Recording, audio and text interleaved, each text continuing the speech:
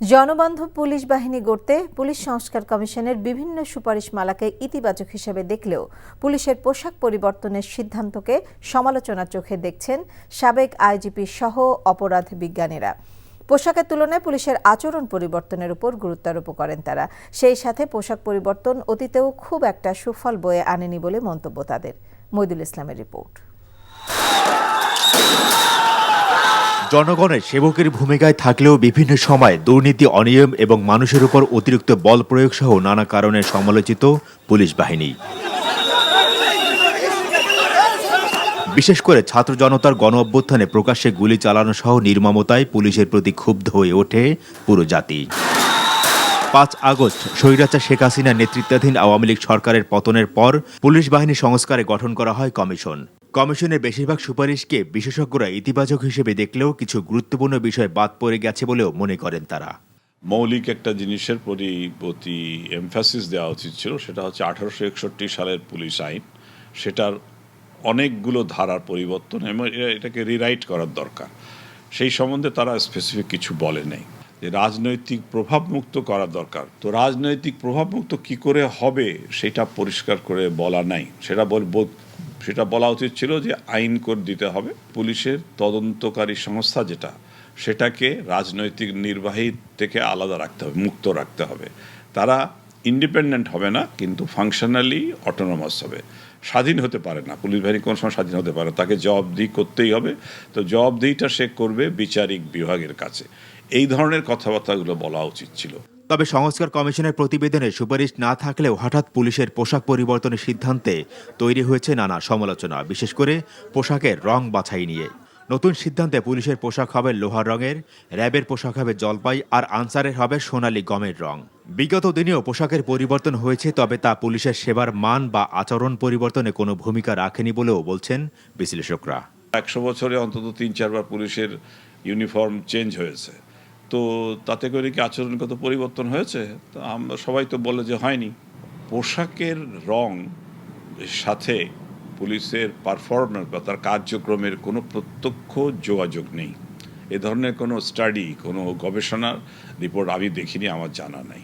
Dress change করলেই বা পোশাক বদল করলেই যে একটি সংস্থার বা একটি সংগঠনের যে ফিলোসফিক্যাল ফাউন্ডেশন বা তাদের কার্যকলাপের যেই মোডাস অপারেন্ডি বা তাদের কার্যকলাপের যে ইফেক্টিভনেস, সেটা যে খুব র্যাডিক্যালি চেঞ্জ হবে, সেটার কিন্তু আমি মনে করি খুব সুযোগ নাই। সকল ধরনের পলিটিক্যাল বায়াসের বাইরে থেকে পুলিশকে পদায়ন, বদলি এবং প্রমোশন, এই বিষয়গুলো আসলে নিয়ন্ত্রণ করতে হবে। ব্রিটিশ শাসনামল থেকে এখন পর্যন্ত বেশ কয়েকবার পরিবর্তন আনা হয়েছে পুলিশের পোশাকে। 2004 সালে বড় ধরনের পরিবর্তন দেখা যায়। এখন আইন শৃঙ্খলা রক্ষাকারী বাহিনীর তীব্র ভাবমূর্তি সংকটের মধ্যেই পরিবর্তিত হচ্ছে পুলিশ, র্যাব ও আনসারের পোশাক। এমন প্রেক্ষাপটে স্বরাষ্ট্র উপদেষ্টা জাহাঙ্গীর আলম চৌধুরী বলেছেন, শুধু পোশাক পরিবর্তনই সুফল বয়ে আনবে না, প্রয়োজন বাহিনীর সদস্যদের মানসিকতার পরিবর্তন। আপনার মন এবং মানসিকতা যদি পরিবর্তন না হয়, কোনো কিছুই হবে না। মইদুল ইসলাম, এনটিভি নিউজ, ঢাকা। দুই দেশের জনগণের স্বার্থেই বাংলাদেশের সঙ্গে সম্পর্ক বজায় রাখতে চায় ভারত। এই সম্পর্ক স্বতন্ত্র, যা অন্য দেশের সঙ্গে ঢাকার সম্পর্কের উপর নির্ভর করে না। শুক্রবার সাপ্তাহিক মিডিয়া ব্রিফিংয়ে ভারতের পররাষ্ট্র মন্ত্রণালয়ের মুখপাত্র রণধীর জয়সওয়াল এসব কথা বলেন। তিনি বলেন, বাংলাদেশের প্রতি ভারতের দৃষ্টিভঙ্গি হচ্ছে বন্ধুত্বপূর্ণ সম্পর্ক বজায় রাখা। গণতান্ত্রিক, প্রগতিশীল ও অন্তর্ভুক্তিমূলক বাংলাদেশের পাশে থাকতে চায় দিল্লি। দ্বিপাক্ষিক সম্পর্ককে এমনভাবে উন্নীত করতে চায় যেন দুই দেশের জনগণের ভালো হয় বলেও মন্তব্য করেন তিনি। চাঁপাইনবাবগঞ্জের শিবগঞ্জের তেলকুপি সীমান্তে বিএসএফের গুলিতে হাবিল নামে এক বাংলাদেশি যুবক আহত হয়েছে। হাবিল শিবগঞ্জ উপজেলার তেলকুপি লাম্বাপাড়ার বেলাল উদ্দিনের ছেলে। গুলিবিদ্ধ অবস্থায় তাকে রাজশাহী মেডিকেল কলেজ হাসপাতালে নেওয়া হয়েছে বলে জানিয়েছে স্থানীয়রা। চাঁপাইনবাবগঞ্জের 59 বিজিবি ব্যাটালিয়নের অধিনায়ক লেফটেন্যান্ট কর্নেল গোলাম কিবরিয়া জানান, গতরাত 3:30টার দিকে একদল যুবক অবৈধভাবে ভারতে যায়। ঘন কুয়াশার মধ্যে 2 থেকে 3 রাউন্ড গুলির শব্দ শোনা যায়। এ ঘটনার প্রতিবাদ জানিয়ে বিজিবি কোম্পানি কমান্ডার পর্যায়ে বিএসএফকে পতাকা বৈঠকে আহ্বান করেছে। জামায়াতের আমির ডক্টর শফিকুর রহমান বলেছেন, দেশে উন্নয়নের নামে ফ্যাসিস্ট আওয়ামী লীগ সরকার 26,000 কোটি টাকা পাচার করেছে। তিনি আরও বলেন, বিচারের নামে প্রহসন করা হয়েছে। জামায়াতে ইসলামের অনেক নেতাকর্মীকে জুডিশিয়াল কুর মাধ্যমে খুন করা হয়েছে। দিনাজপুরে গড়ে শহীদ ময়দানে জামায়াতে ইসলামের কর্মী সম্মেলনে একথা বলেন তিনি। আমির আরও বলেন, খুনি শেখ হাসিনার সরকার সংখ্যালঘুদের নিয়ে অনেক রাজনীতি করেছে, এখন আর এসব হবে না। জেলা আমির অধ্যক্ষ আনিসুর রহমানের সভাপতিত্বে সম্মেলনে উপস্থিত রয়েছেন সহকারী সেক্রেটারি জেনারেল মাওলানা আব্দুল হালিম, কেন্দ্রীয় কর্মপরিষদ সদস্য অধ্যক্ষ মাওলানা মমতাজউদ্দিন, অধ্যাপক মাহবুবুর রহমান বেলাল, সুরা সদস্য দেলোয়ার হোসেন সহ অনেকেই। আমাদের শীর্ষ 11 জন দায়িত্বশীল নেতাকে দুনিয়া থেকে নির্মমভাবে বিদায় করা হয়েছে। 5 জনকে ফাঁসির কাস্টে ঝুলানো হয়েছে, বাকিদেরকে মৃত্যুর দিকে ঠেলে দেওয়া হয়েছে। তারা ধারণা করেছিল নেতৃবৃন্দকে খুন করে, কর্মীদেরকে খুন এবং গুম করে, পঙ্গু করে, জেলে দিয়ে, ভয় দেখিয়ে এই সংগঠনকে তারা স্তব্ধ করে দেবে, মাটির নিচে পাঠিয়ে দেবে। স্বৈরাচার শেখ হাসিনার পতন আন্দোলনে অংশ নেওয়া ফ্যাসিবাদ বিরোধী জনপ্রতিনিধিদের দ্রুত পুনর্বহালের দাবি জানিয়েছেন আমার বাংলাদেশ পার্টি এবি পার্টির সাধারণ সম্পাদক ব্যারিস্টার আসাদুজ্জামান ফুয়াদ। দুপুরে জাতীয় প্রেস ক্লাবের সামনে ফ্যাসিবাদ বিরোধী তৃণমূল মঞ্চ আয়োজিত বিক্ষোভ সমাবেশে এই দাবি জানান তারা। তাদের পুনর্বহাল না করলে রাজপথে কঠোর আন্দোলনের হুঁশিয়ারি দেন তিনি। কোনো ধরনের যাচাই বাছাই ছাড়া আমলাদের পরামর্শে সব জনপ্রতিনিধিকে বরখাস্ত করে শেখ হাসিনার দোসর আমলাদের দায়িত্ব দেবার সমালোচনা করেন ব্যারিস্টার ফুয়াদ। এছাড়া সচিবালয় থেকে ইউনিয়ন পরিষদে কাজ করা ফ্যাসিবাদের দোসর আমলাদের বিরুদ্ধে দ্রুত ব্যবস্থা নেবার দাবিও জানান তিনি।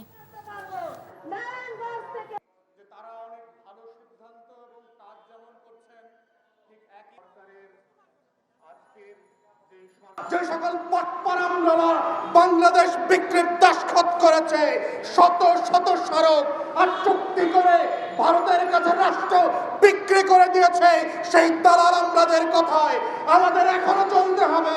আপনারা রাষ্ট্রপতি গঠন করেন এবং এই নাগরিক দাবিগুলো মেনে নেন, যাচাই বাছাই করে যারা ফ্যাসিবাদ বিরোধী আন্দোলনে ছিল, গণঅভ্যুত্থানের পক্ষে ছিল, তাদেরকে আপনারা পুনর্বহাল করেন, স্থানীয় সেবাকে ফিরিয়ে আসেন। অন্তর্বর্তীকালীন সরকারের উপদেষ্টা মোহাম্মদ মাহফুজ আলম বলেছেন, বাংলাদেশ বিরোধী আওয়ামী ফ্যাসিস্টদের আর নির্বাচনে অংশগ্রহণ করতে দেয়া হবে না। তিনি বলেন, যদি আওয়ামী লীগ ফেরত আসে তাহলে আবার ফ্যাসিবাদ ফেরত আসবে। দুপুরে চাঁদপুরের হাজীগঞ্জে বাজার এলাকায় ছাত্র জনতার সাথে পথসভা ও শুভেচ্ছা বিনিময়ের সময় তিনি এসব কথা বলেন। মাহফুজ আলম বলেন, বিএনপি জামায়াত সহ অন্য রাজনৈতিক দল যারা বাংলাদেশপন্থী আছেন তারাই নির্বাচনে থাকবেন। সুষ্ঠু নির্বাচন প্রক্রিয়ার মধ্য দিয়ে সকল দল পজিটিভ প্রতিযোগিতার মাধ্যমে বাংলাদেশের শাসন প্রতিষ্ঠা করবেন।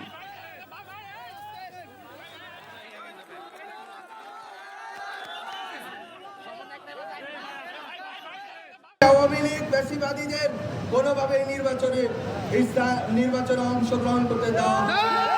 বিএনপি জামাত নির্বিশেষে যত রাজনৈতিক দল আছে, ছাত্র সংগঠন আছে, ছাত্ররা আছে, শ্রমিক, নারী, আলেম ওলামা আছেন, সবাই যারা বাংলাদেশ বন্ধু তারাই বাংলাদেশে থাকবেন এবং এই বাংলাদেশে সুষ্ঠু নির্বাচন প্রক্রিয়ার মধ্য দিয়ে তারা পজিটিভ একটি কম্পিটিশনের ভিতর দিয়ে বাংলাদেশে শাসন প্রতিষ্ঠা করবেন।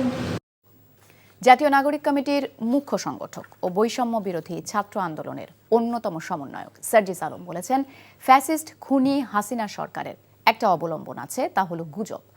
তারা দেশের টাকা পাচার করে বিদেশে বসে গুজব ছড়াচ্ছে। তাদের গুজবে কান দেবার সময় বাংলাদেশের মানুষের নেই। দুপুরে পঞ্চগড় মকবুলার রহমান সরকারি কলেজ মাঠে স্কিল ডেভেলপমেন্ট ইউথ সামিট অনুষ্ঠান শেষে এসব কথা বলেন তিনি। ফ্যাসিস্ট খুনি হাসিনা এবং তার যারা দোসর ছিল তারা তাদের জায়গা থেকে এখন তার অবলম্বন আছেই একটা, এটা তাদের খুঁটি। এই খুঁটিটা হচ্ছে গুজব খুঁটি। এই যে হাজার হাজার কোটি টাকা দেশ থেকে লুটপাট করেছে, ওই টাকা দিয়ে দেশে তো মুখ দেখানোর মতো মুখ তাদের নাই, মুখে তাদের অলরেডি চুনকালি মাখা। এই মুখ তো আর তারা দেখাতে পারছে না। এই জন্য ওই পাচারকৃত টাকা দিয়ে বিভিন্ন গুজব সেল থেকে, বিভিন্ন তাদের ওই প্রোপাগান্ডা সেল থেকে তারা এগুলো ছড়াচ্ছে। নিয়মকানুন না মেনে সাভারে বিশেষ চাহিদা সম্পন্ন ব্যক্তিদের জন্য ক্রীড়া কমপ্লেক্সে নির্মাণ কাজ করায় তা বন্ধ করে দেওয়া হয়েছে বলে জানিয়েছেন সমাজ কল্যাণ মন্ত্রণালয়ের উপদেষ্টা শারমিন মুর্শেদ। দুপুরে সাভারের গণস্বাস্থ্য কেন্দ্রের PAEA ভবনে ইউথ এন্ডিং হাঙ্গার বাংলাদেশের উদ্যোগে অষ্টাদশ জাতীয় যুব সম্মেলন উদ্বোধন অনুষ্ঠানে তিনি একথা বলেন। সমাজ কল্যাণ মন্ত্রণালয়ের উপদেষ্টা শারমিন মুর্শিদ বলেন, সরকার যেখানেই দুর্নীতি পাচ্ছে সেখানেই অ্যাকশন নিচ্ছে, তাই সাভারের নির্মাণ হওয়া কাজটি বন্ধ করা হয়েছে। এ সময় উপস্থিত ছিলেন নির্বাচন ব্যবস্থা সংস্কার কমিশনের প্রধান ডক্টর বদিউল আলম মজুমদার, দি হাঙ্গার প্রজেক্ট বাংলাদেশের ইন্টারিম কান্ট্রি ডিরেক্টর প্রশান্ত ত্রিপুরা। এই ক্রিয়া কমপ্লেক্সটা স্টেডিয়ামটা অনেকগুলো নিয়মকানুন ভেঙে তৈরি হচ্ছে। সো এটাকে যদি আদৌ শুরু করি তাহলে এটা রিভ্যালুয়েটেড হবে, তারপরে শুরু হবে।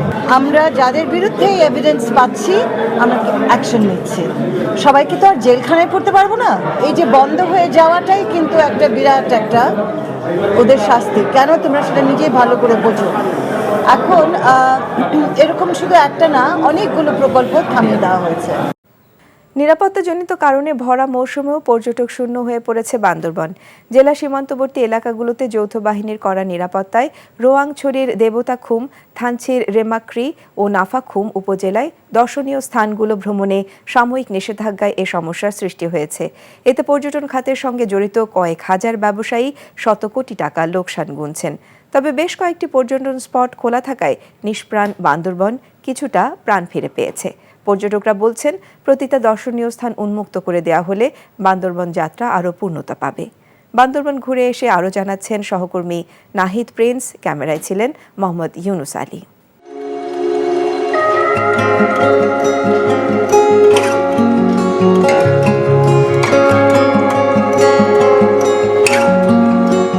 বান্দরবানের নীলাচল পাহাড়ের কুয়াশাচ্ছন্ন চূড়ায় কাটানো মুহূর্তটুকু ফ্রেমে বন্দি করছেন আব্দুস সামাদ ও তার স্ত্রী নাসিমা আক্তার। পুলিশে চাকরি করার সুবাদে ২৬ বছরের দাম্পত্য জীবনে স্ত্রী সন্তানদের নিয়ে কোথাও ঘুরতে যাওয়া হয়নি তার। তবে চাকরি থেকে অবসর নেয়ার ১ মাস পরেই সেই ইচ্ছে পূরণ করলেন তিনি। ঢাকার পার্শ্ববর্তী জেলা মানিকগঞ্জ থেকে বান্দরবানে ঘুরতে এসে জানালেন অভিজ্ঞতার গল্প। চমৎকার, ভালো লাগে। কোনো সমস্যা হচ্ছে কিনা? না না না, কোনো সমস্যা নেই। আর এটা সেনাবাহিনীকে এত চমৎকার একটা পরিবেশ তৈরি করার জন্য তাদেরকে ধন্যবাদ দেওয়াই চলে। ওদের প্রেরণাতেই আমরা আসা, এই আর কি, এর জন্যই আর কি আসা হলো। ভালোই, খুব ভালো লাগছে। স্কুল কলেজের ছুটিতে মা বাবার সঙ্গে বান্দরবানে ঘুরতে এসেছেন ৩ বোন ইয়াম্মি, জয়া ও অন্তি। ব্যস্ত নাগরিক জীবন থেকে কয়েকদিনের অবকাশ পেয়ে পরিবার পরিজন নিয়ে সবাই ছুটে আসছেন পাহাড়ের কাছে, প্রকৃতির কাছে। শীতের আমেজে বান্দরবানের পাহাড়ি সড়কে ভ্রমণের অভিজ্ঞতা অতুলনীয় বলে জানান তারা। বাংলাদেশের সর্বোচ্চ চূড়াগুলোর একটা, তো এখান থেকে আর কি হচ্ছে আশেপাশে পাহাড় পর্বত শ্রেণীগুলো দেখা যায় আর বাংলাদেশের প্রাকৃতিক সৌন্দর্যটা ভালোভাবে উপভোগ করা যায়। এখানে খুবই ভালো পরিবেশ, এখানে সৌন্দর্য অনেক আর লোকজন অনেক কম, ভালো লাগতেছে সবার সাথে। উপরে দাঁড়াইলে নিচের দিকে তাকাইলে পুরো মানে দৃশ্যটা অনেক সুন্দর লাগে। এখানে আসার সময় দেখেছি পর্যাপ্ত নিরাপত্তা ব্যবস্থা, সেনাবাহিনীর সদস্যদের, র্যাব সদস্যদের পর্যাপ্ত টহল।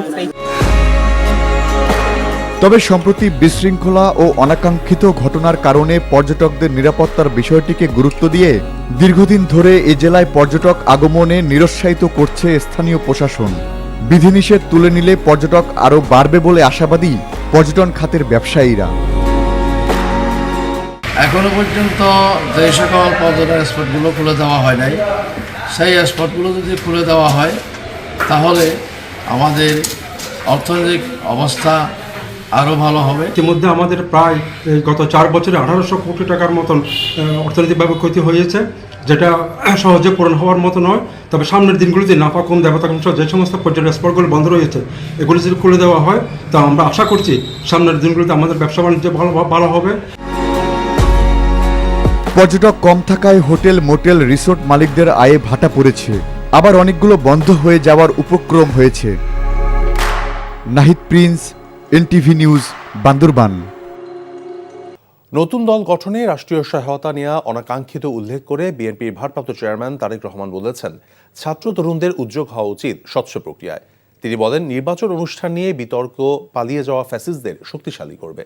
বাজার সিন্ডিকেট ভাঙা যায়নি মন্তব্য করে তিনি প্রশ্ন রেখেছেন, সরকারের কেউ কেউ অন্য বিষয়ে মনোযোগী কিনা। ইমরুল আহসানের রিপোর্ট। শিক্ষক কর্মচারী ঐক্যজোটের উদ্যোগে ঢাকায় শিক্ষক সমাবেশের আয়োজন করা হয়। সমাবেশে নানা দাবি দাওয়া তুলে ধরে শিক্ষকরা। লন্ডন থেকে অনলাইনে যুক্ত হয়ে বিএনপির ভারপ্রাপ্ত চেয়ারম্যান তারেক রহমান বলেন, বিএনপি ক্ষমতায় গেলে শিক্ষকদের আর্থসামাজিক উন্নয়নে শিক্ষক কমিশন গঠন সহ পদক্ষেপ নেওয়া হবে। ছাত্রদের নতুন দল গঠনের উদ্যোগ নিয়ে কথা বলেন তিনি। কেউ যদি জনগণের অধিকার প্রতিষ্ঠায় নতুন রাজনৈতিক দল গঠন করে, অবশ্যই বিএনপি সেই উদ্যোগকে স্বাগত জানায়। তবে রাজনৈতিক দল গঠন করতে গিয়ে কেউ যদি রাষ্ট্রীয় কিংবা প্রশাসনিক সহায়তা নেন, সেটি জনগণকে হতাশ করবে, কিংবা অন্য রাজনৈতিক দলের প্রতি তাদের আচরণ কিংবা বক্তব্য মন্তব্য যদি ঝগড়া সুলভ অথবা প্রতিহিংসামূলক হয়, সেটিও জনগণের কাছে হবে অনাকাঙ্ক্ষিত। অতীত থেকে বেরিয়ে এসে তারুণ্য নতুন পথ রচনা করবে, তবে কোনো প্রশ্নবিদ্ধ পথে নয়। পথটি অবশ্যই হওয়া উচিত স্বচ্ছ এবং স্বাভাবিক। তারেক রহমান বলেন, মুক্তিযুদ্ধের মাধ্যমে অর্জিত সংবিধানকে আওয়ামী লীগ সরকার কাটাছেঁড়া করে দলীয় সংবিধানে পরিণত করেছিল। সংস্কার না নির্বাচন আগে, এমন বিতর্ক প্রসঙ্গে তিনি বলেন, নির্বাচন ও সংস্কার দুটোই চায় বিএনপি। অন্তর্বর্তী সরকারের সংস্কার কার্যক্রমের সাথে বিএনপির ৩১ দফার খুব বেশি তফাৎ নেই বলে মন্তব্য করেন তিনি। নির্বাচন অনুষ্ঠান নিয়ে বিতর্ক সৃষ্টি করার অর্থ নিজেদের অজান্তেই পরাজিত পলাতক ফ্যাসিস্টদের অবস্থানকে শক্তিশালী করা। বিএনপির সর্বস্তরের নেতাকর্মীদের প্রতি বরাবরের মতনই আমার আহ্বান থাকবে, আপনাদের কোনো কার্যক্রম নিয়ে কেউ যাতে বিভ্রান্তি ছড়ানো কিংবা বিতর্কে লিপ্ত হওয়ার সুযোগ না পায়, সে বিষয়ে অবশ্যই আপনাদেরকে সজাগ থাকতে হবে। বাজার সিন্ডিকেট এখনো কেন ভাঙা যায়নি তা নিয়ে প্রশ্ন তোলেন তারেক রহমান। জনগণ বিশ্বাস করে অন্তর্বর্তীকালীন সরকারের মতন সর্বজন সমর্থিত একটি নির্দলীয় অরাজনৈতিক সরকারের পক্ষেই বাজার সিন্ডিকেটের কবল থেকে জনগণকে মুক্তি দেওয়া সহজ। তাহলে এখন প্রশ্ন, অন্তর্বর্তীকালীন সরকার এতদিনেও কেন বাজার নিয়ন্ত্রণে ব্যর্থ? জনগণের উপরে কেন উল্টো ভ্যাটের বোঝা চাপিয়ে দেওয়া হচ্ছে? এখনো কেন বাজার সিন্ডিকেটের দৌরত্ব চলছে? এমন পরিস্থিতিতে কিন্তু জনগণের অনেকের মনেই প্রশ্ন ওঠা স্বাভাবিক, তাহলে কি সরকারের কেউ কেউ অন্য কোনো ইস্যুতে বেশি মনোযোগী, নাকি সরকার পারছে না? তারেক রহমান বলেন, বৃহত্তর স্বার্থে জনগণ সরকারের ব্যর্থতা মেনে নিতে পারলে সরকারকে আরও ধৈর্যশীল হওয়া উচিত। Imrul Hasan, NTV news, Dhaka. অন্তর্বর্তীকালীন সরকারি উপদেষ্টা মোহাম্মদ মাহফুজ আলম বলেছেন, আওয়ামী ফ্যাসিস্টদের আর নির্বাচনে অংশগ্রহণ করতে দেয়া হবে না। আর রাজনৈতিক দল এবং অংশীদারদের সঙ্গে আলোচনার ভিত্তিতে ন্যূনতম সংস্কার করে নির্বাচনের ব্যবস্থা করা হবে। এদিকে জাতীয় নাগরিক কমিটির মুখ্য সংগঠক শারজিস আলম বলেছেন, আওয়ামী লীগ গুজব নামের খুঁটির উপর দাঁড়িয়ে বাংলাদেশের মানুষের মধ্যে বিভ্রান্তি ছড়াচ্ছে। আলাদা অনুষ্ঠানে তারা এসব কথা বলেছেন। চাঁদপুর ও পঞ্চগড় প্রতিনিধিদের সাথে নিয়ে বিস্তারিত জানাচ্ছেন আবির আহমেদ।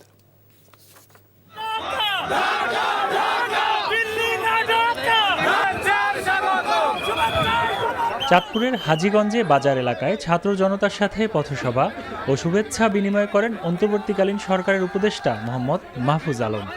বলেন, আওয়ামী লীগ ফিরে আসলে আবার ফেসিবাদ ফেরত আসবে। বিএনপি, জামায়াত সহ অন্যান্য রাজনৈতিক দল যারা বাংলাদেশপন্থী তারাই নির্বাচনে অংশ নেবে বলে মন্তব্য করেন তিনি। আওয়ামী লীগ ফ্যাসিবাদীদের কোনোভাবে নির্বাচনে অংশগ্রহণ করতে দেওয়া।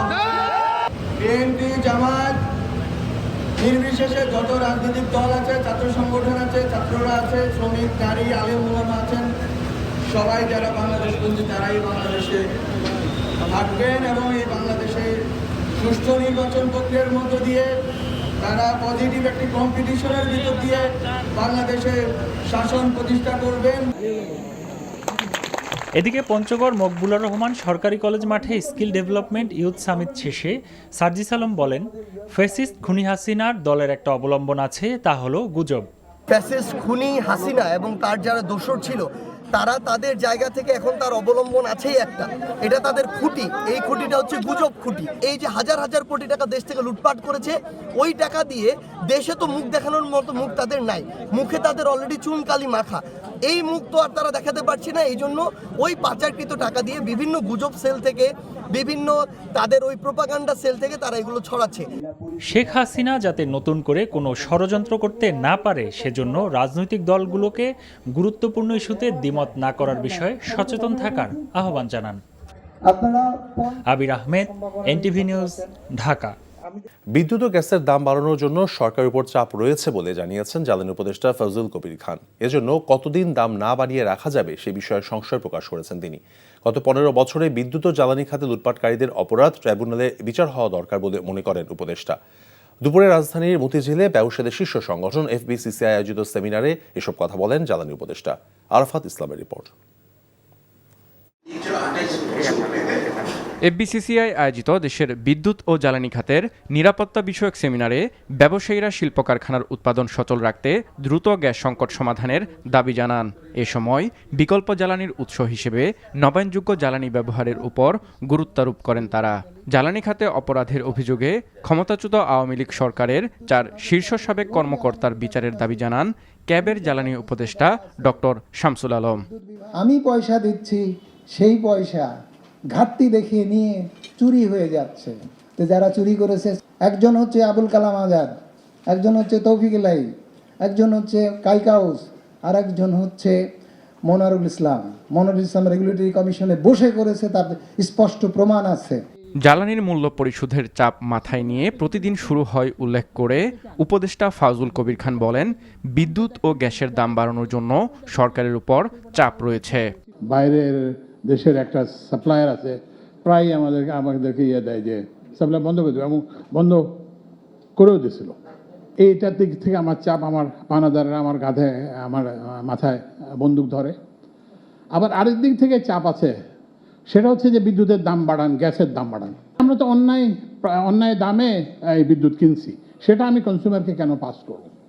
কিন্তু এটা কতদিন রাখতে পারবো আমি জানি না, কারণ সে বাস্তবতা, কারণ at the end of the day আমাকে তো বিলস পে করতে হবে। তিনি আরও বলেন, জ্বালানি খাতের প্রকল্প সংশ্লিষ্ট সবকিছু উন্মুক্ত প্রতিযোগিতার মাধ্যমে করা হবে, আর জ্বালানি খাতের লুটপাটকারীদের বিচার হওয়া দরকার। আরাফাত ইসলাম, এনটিভি নিউজ, ঢাকা।